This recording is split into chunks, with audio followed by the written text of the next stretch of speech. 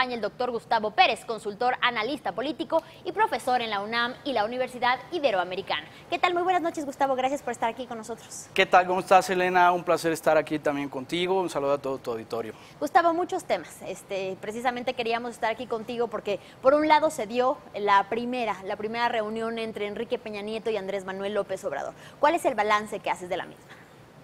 Mira, en primer lugar hay que decir que esta es una reunión que se nota que fue solicitada muy probablemente por el equipo de campaña de Andrés Manuel. En realidad no podría decirse que esta sería una reunión oficial porque todavía no se ha decretado el ganador, o sea, en términos... Virtual, exactamente, es virtual, como tú lo has mencionado.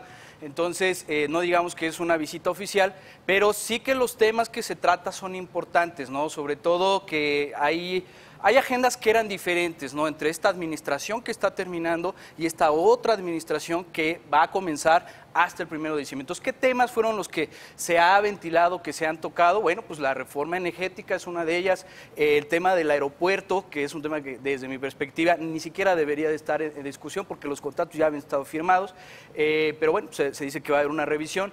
El tema del presupuesto, hay algunos medios que han dicho que incluso se va a empezar a trabajar para que el presupuesto que se vaya a aprobar para el siguiente año incluya la agenda de gobierno de Andrés Manuel López Obrador. Otro tema que también se ha ventilado, que ha salido o estuvo dentro de esta reunión, pues es el tema de la seguridad. Es el gran pendiente, por supuesto, yo creo que dentro de todos los temas que están o han estado incluso dentro de la campaña, el tema de la seguridad, pues no se nos olvide que ya van alrededor de 133 homicidios, no precisamente de candidatos, pero sí de actores políticos cercanos a la contienda. 48 de candidatos. Efectivamente, son cifras. Yo creo que ese es uno de los distintivos negativos que ha tenido todo este proceso electoral. Y finalmente, otro de los temas que se tocó pues fue lo concerniente a la renegociación del Tratado de Libre Comercio. Entonces a eso también se liga con esta otra situación que se sucedió el día de ayer, que fue la llamada que sostuvo el candidato, bueno, ahora ya virtual presidente, con el actual presidente de los Estados Unidos, ¿no? Donald Trump, que fue seguro uno de los temas que para la presidencia de los Estados Unidos pues era nodal, ¿no? Era importante, claro que sí. Y después de esta reunión podríamos decir que empieza una transición, o que podríamos esperar una transición que sea ordenada y tranquila.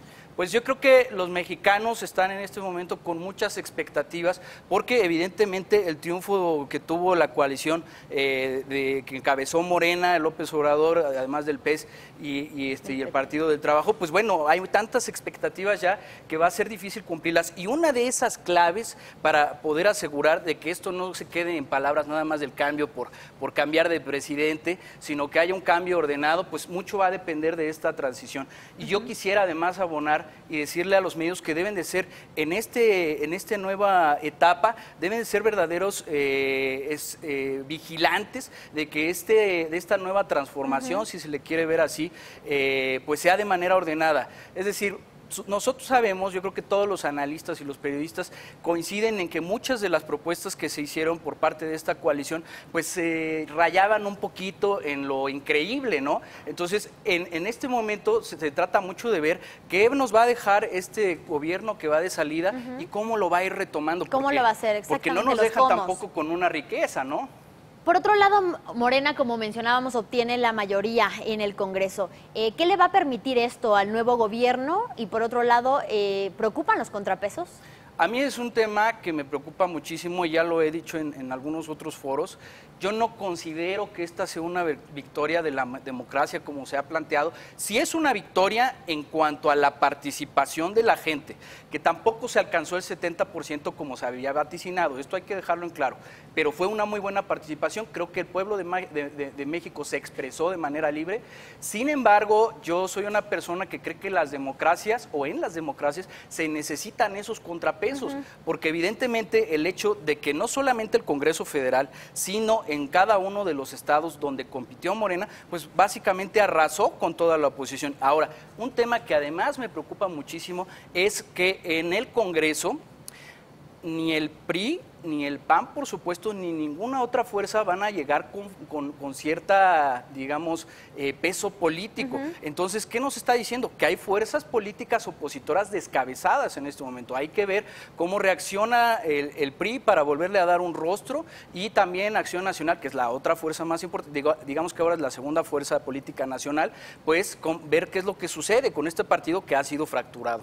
Precisamente hablas del PRI. El PRI queda en tercer lugar después de que históricamente había gobernado el país por más de 7, 8 décadas. Claro. ¿Estamos ante el inicio del fin del PRI? No, por supuesto que no, y tampoco del PRD. Y voy a decir por qué. Estos son dos casos que el PRD ya lo ha venido sufriendo durante muchos años. Yo escribí un libro incluso sobre el PRD, entonces conozco perfectamente que el problema que tienen es un problema de semilleros, de formación de nuevos cuadros. Si nosotros nos damos cuenta, eso ha sido el problema real que ha tenido no solamente el PRD, partidos que se han quedado, digamos que añejando con las mismas figuras una y otra vez, y es el caso del PRI. El PRI, fuera del grupo del ITAM, digámoslo así, fuera de ese núcleo de poder, pues no tiene candidatos jóvenes. Entonces, ¿pero por qué yo no visualizo que sea el fin de estos partidos? Porque tienen hasta cierto punto, primero, una historia. Segundo, tienen un deber también en la sociedad. Y tercero, tienen cierta estructura, sobre todo el PRI. Entonces, no se nos olvide eso. Y además, tengo que quizá terminar con esta idea. El hecho de que ahora Morena sea el que encabece este, digamos, proceso nuevo de democracia, si lo queremos ver de esa forma, no se nos olvide que Morena pues también enarbola muchas de las mismas causas del PRI. Hay algunos teóricos que se han animado a decir que no se acabó el priismo, sino que se convirtió. Yo no estoy totalmente de acuerdo con eso, pero en parte pues es evidente, ¿no? Con los personajes que salen una y otra vez, dependiendo de cómo se vayan presentando las oportunidades políticas. Ahora, tú hablabas de la formación de cuadros, que fue un problema para partidos tradicionales como el PRI, PAN